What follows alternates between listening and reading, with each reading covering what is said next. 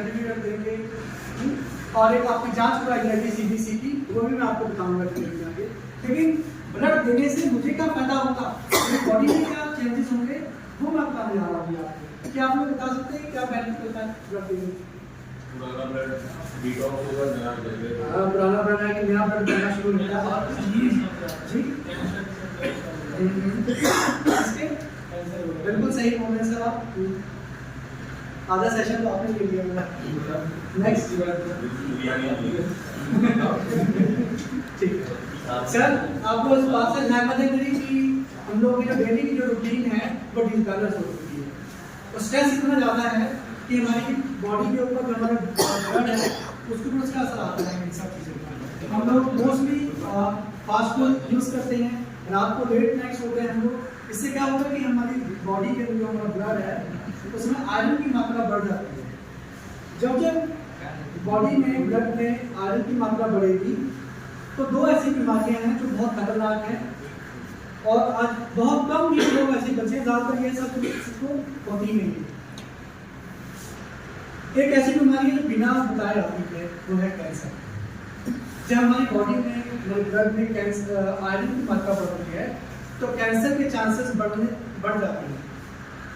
जब कैंसर के चांसेस बढ़ेंगे तो वो बताएगा नहीं, सडनली जब हमें पता चलता है तो डॉक्टर क्या बोलता है, सॉरी अब हम कुछ नहीं कर सकते, आप लास्ट में देंगे। अब हम ये नहीं कहेंगे जब आप ब्लड देंगे तो ब्लड देने से कैंसर खत्म हो जाएगा, ऐसा हम नहीं बोल रहे। लेकिन कैंसर के चांसेस को ब्लड देकर क्या कर सकते हैं हम लोग, उसके चांसेस को we can reduce the chances of cancer, हम लोग रिड्यूस कर सकते हैं। पहली चीज। दूसरा, कोलेस्ट्रॉल जो होता है वो भी कब तक बढ़ जाता है, हमारे आयरन बढ़ने से हमारी बॉडी के अंदर कोलेस्ट्रॉल की मात्रा बढ़ जाती है, जो कि कोलेस्ट्रॉल लीड्स टू हार्ट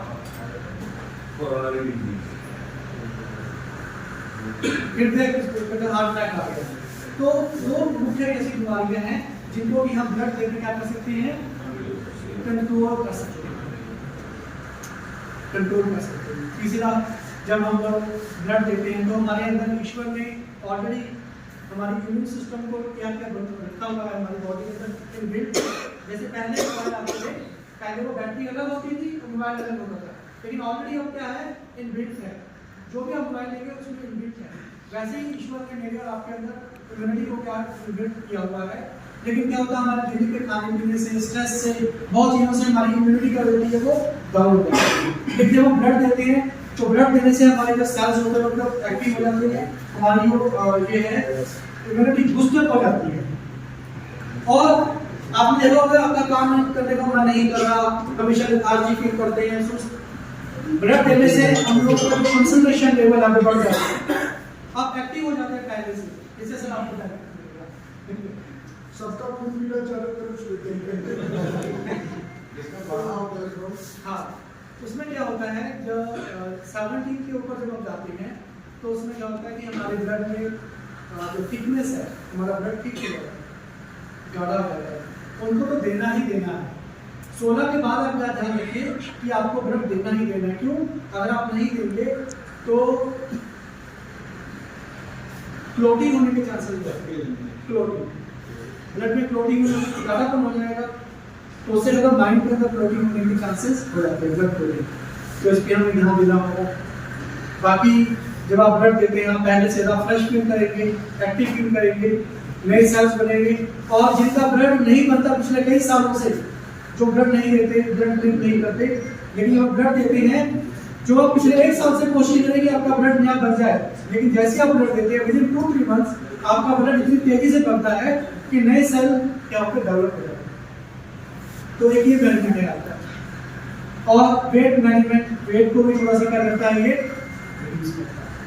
कमजोरी नहीं कह रहा मैं, जो थोड़े से सोचते कि थोड़े हैवी हो गए हैं, उसका एक योगदान है कि वेट रिड्यूस करने के लिए तो हीमोग्लोबिन का चेक हो जाएगा सर? अभी सर मैं आपको बताऊंगा कि हमारा प्रोटोकॉल क्या है, क्राइटेरिया क्या है। ऐसा नहीं कि हम लोगों ने, आप जानते हैं यहाँ पर कोचिंग लगे होंगे, सब कुछ होगा, ऐसा नहीं कि पकड़ के लाएंगे कि आइए नहीं, पहले आपकी स्क्रीनिंग होगी। उसमें क्राइटेरिया क्या है, प्रोटोकॉल ये है कि आपका वेट 45 होना चाहिए, 45 kg। ऊपर कितना भी हो नो इशू, लेकिन 45 आपका वेट होगा और आपका हीमोग्लोबिन 12.5 है, 12.5। अगर आपका ये 12.5 है देन यू आर एलिजिबल।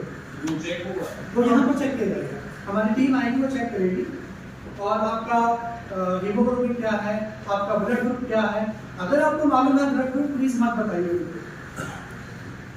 क्योंकि वो टीम बताएगी आपको, वो टीम बताएगी तो आपको पता चलेगा कि मेरी टीम आ रही है कितनी वो स्किल्ड है, आपको पता चलेगा इसके बारे में।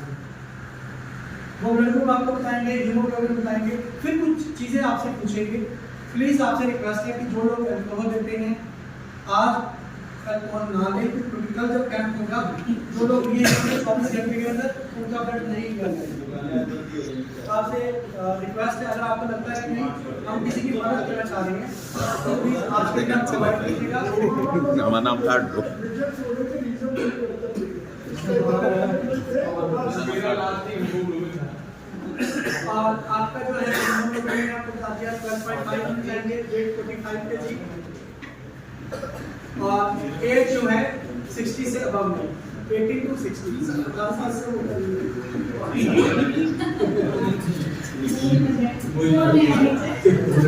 तो ये चीज है।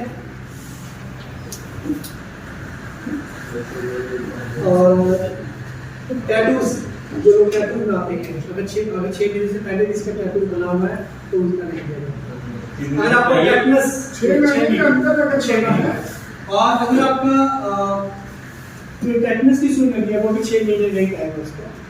कोई ऑपरेशन हुआ, ऑपरेशन हुआ, ऑपरेशन में भी कौन सा ऑपरेशन हुआ वो स्क्रीनिंग में पता किया जाता है। थायराइड।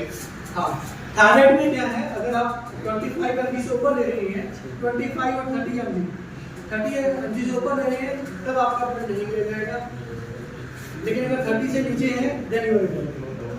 ऐसे शुगर है, अगर आप इंसुलिन ले रहे हैं तो नहीं लेते, अगर इंसुलिन नहीं ले रहे तब आप दे सकते हैं। कोई ऐसे हैं जिनको शुगर है लेकिन वो इंसुलिन नहीं लेते, उसको प्योरीफाई करते हैं, ऐसे किसी में नहीं चढ़ाते। ये भी अपना लेने के बाद भी सारे टेस्ट करके क्लीन करके तभी किसी को दूसरे को दिया जाएगा। तो ऐसा नहीं कि उसने दिया बाद में खराब नहीं। और इसमें सर ये होता है जैसे सर ने बताया ब्लड देते हैं, ऐसा नहीं है कि ब्लड दिया तो कल किसी को जो थोड़ी जाके दे दिया, ऐसा नहीं होता। वो लैब में जाता है, कैल्शियम ब्लड बैंक में जाता है, वहाँ जाके उस ब्लड को चेक किया जाता है, उसमें कोई HIV के सिम्टम्स तो नहीं है, कोई ब्लड के अंदर इन्फेक्शन तो नहीं है HIV का, hepatitis B, C, malaria, syphilis, ये वो तो कोई इन्फेक्शन तो नहीं है। जब ये देख लेते हैं उसके बाद ही किसी को वो ब्लड दिया जाता है। और फिर वो भी ऐसा नहीं, जब किसी को ब्लड की जरूरत पड़ती है, जहाँ पर भी वो पेशेंट एडमिट होता है जिसको जरूरत है, तो उसका सैंपल मंगाया जाता है, उसके सैंपल को मंगा के फिर वो क्रॉस मैच किया जाता है लैब में उस ब्लड को, तब उसको देने के लिए। अच्छा, ये चीज़ बताइए जैसे आजकल मैंने पढ़ा है कि अब वो जरूरत नहीं रहेगी कि एक दिन फोन करेंगे हमें और सर ने कोई इशू किया है,